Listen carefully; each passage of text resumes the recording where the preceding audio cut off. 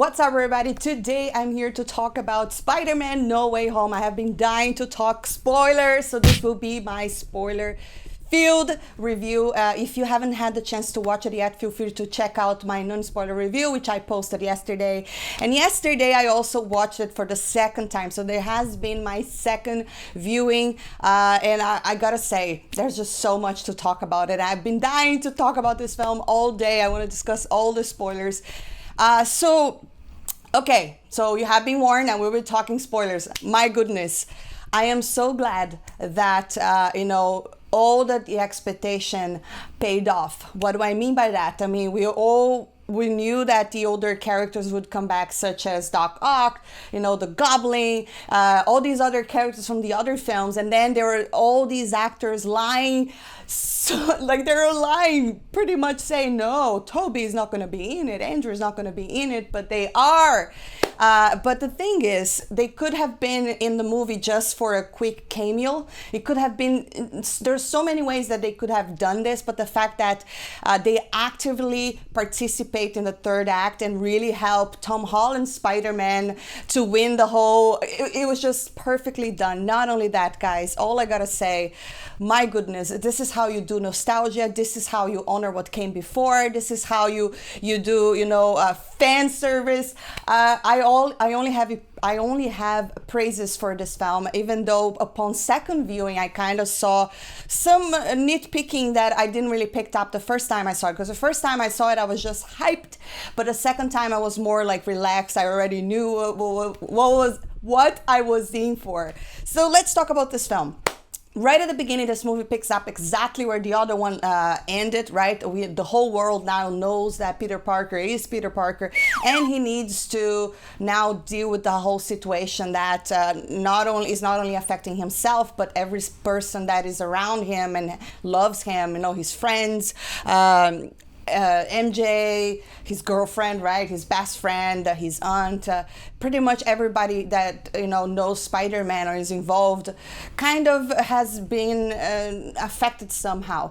However, I felt that the first act, if I would say there is a weaker part in the film, is probably the beginning, mostly because they had to deal with what happened in previous films.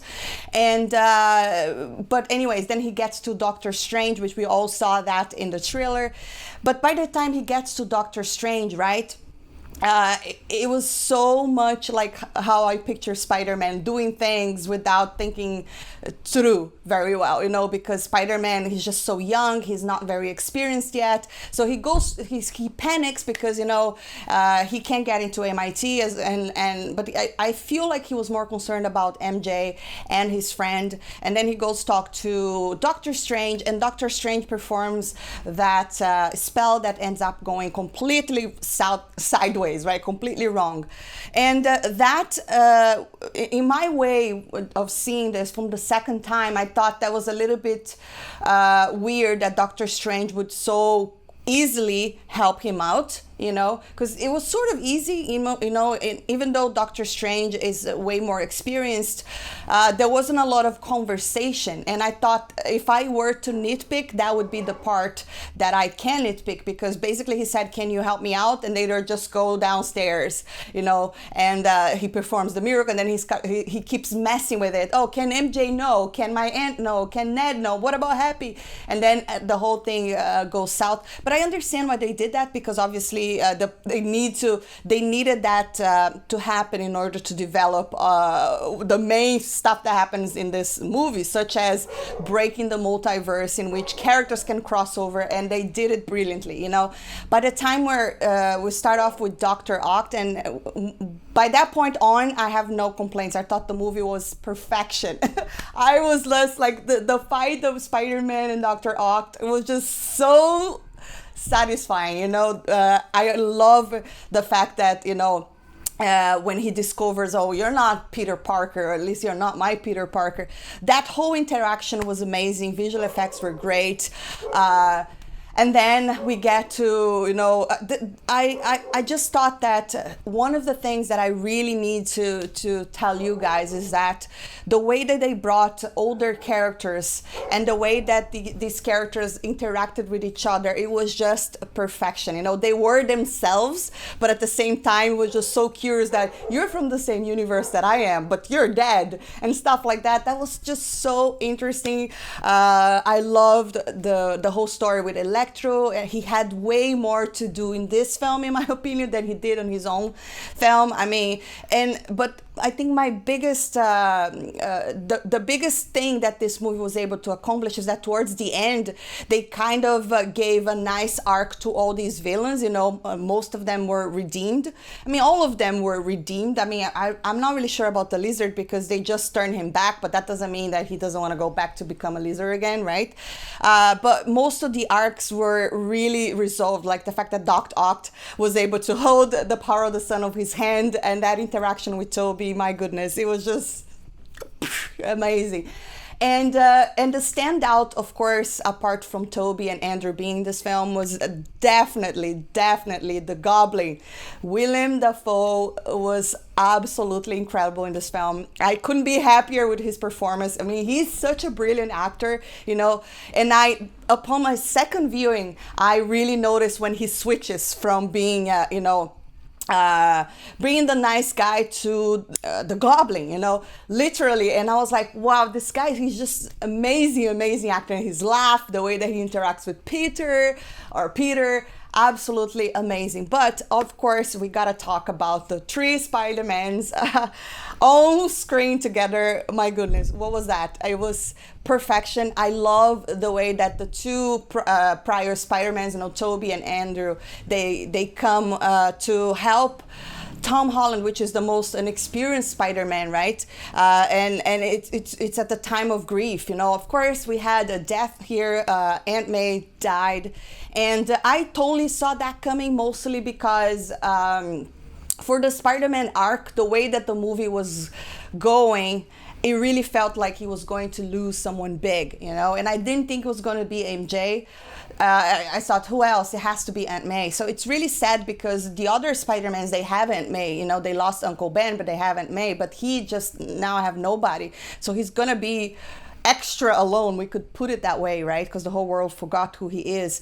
But my goodness, the way that they brought them together. But it's not only bringing them together, guys. The way that they, these actors, they were just so good. They had amazing chemistry to the point that I want a movie with those three actors. Toby and Andrew were awesome together. The way that they were talking, and they were making fun of Toby's organic web shooters, right? Because he doesn't produce them like the others. Basically, his body just comes out. The details, and oh my goodness, this was just seriously perfection. And I'm really glad that, even though there's fan service and all those things that a lot of people complain, I think it was just done in a brilliant way. I felt like they respected what came before. They put it in the story, and it was just like it fit. The characters are the same characters that they were. There was nobody that I would say, oh, this guy is acting a little out of character. I think maybe we could say that for Doctor Strange, because I did think upon second viewing that he was way too willing to help create a spell that it has, that is just not, it's not just an easy spell to do. That's something really terrible could potentially happen. And Doctor Strange, in my opinion, was a little bit different than the Doctor Strange that we know. He felt a little sad, and I don't know if he was just... I think of all the characters, he was probably the one that was a little bit more different, but Tom Holland was amazing. His performance was amazing. His interaction with the other two Spider-Man were fantastic. I love when they said, oh, I don't want to brag, but I worked in team, because they couldn't figure it out how to work together. And I know I'm all over the place in this review, but I'm sorry, but I'm super excited to watch this movie again. There's just so much I want to talk. I don't even know where to start. But I'm just so glad they gave to the fans everything that we wanted, but in such a good way. This is such a good film. Even though I think the first act could have been a little bit better, but my goodness, second and third, won me over. But yeah, for me, one of the best parts are when the three Spider-Men start working together, really, of course, when we first see Andrew Garfield. Even the second time I saw it, I could still not hear what they were saying because the theater was going insane. People were screaming. They wouldn't stop screaming. Of course, the whole screaming started with Murdoch, right? I thought that was really awesome that now we do have the Netflix show being canon, because now it's canon. I mean, we already have Murdoch here, and we also have the Kingpin, right? Or Kingpin, maybe I'm saying it wrong, also showing up, or there's a reference in Hawkeye, so definitely all these characters are coming back. So people start screaming right there. And then when we have Dr. Oct, and then we have the Goblin, and then it's just the screaming didn't stop. So there are parts that even upon second viewing, I couldn't hear what the characters were saying. But Andrew, when he appears and he just like he sticks on to the ceiling and takes the cobweb, the whole interaction was just perfection. He was just Spider-Man. It was awesome. And then we have Toby. The way that he arrives, he's just the same like quirky guy. He was absolutely perfection. I love when they're like in the lab together, and Ned, I think, screams Peter, and they were just like, yeah, Parter, yeah, and they're just pointing at each other, doing the meme. It was awesome.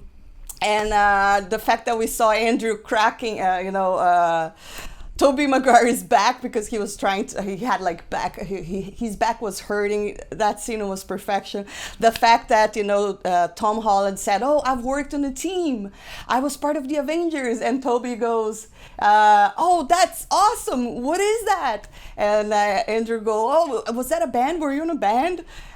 Absolutely amazing. I loved the scene where the three Spider-Mans were talking about villains that they fought in their potential universes. Is just fantastic. And in my opinion, it just proves that the original film really has, they have the best villains, because the Goblin and Dr. Oct, they stole the show, as in my opinion. Oh, of course, Dr. Oct is not really a villain, So after Tom Holland is able to fix it, he's just back to his normal self. He was not really a villain, but he's just such an amazing character, He's just so entertaining to watch. I loved the whole thing. I actually loved that Andrew Garfield redeemed himself by saving MJ this time.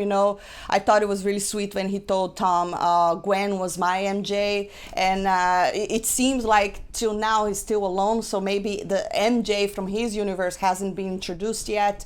But I just love that this movie opens huge possibilities for us to see them again, because I really need that.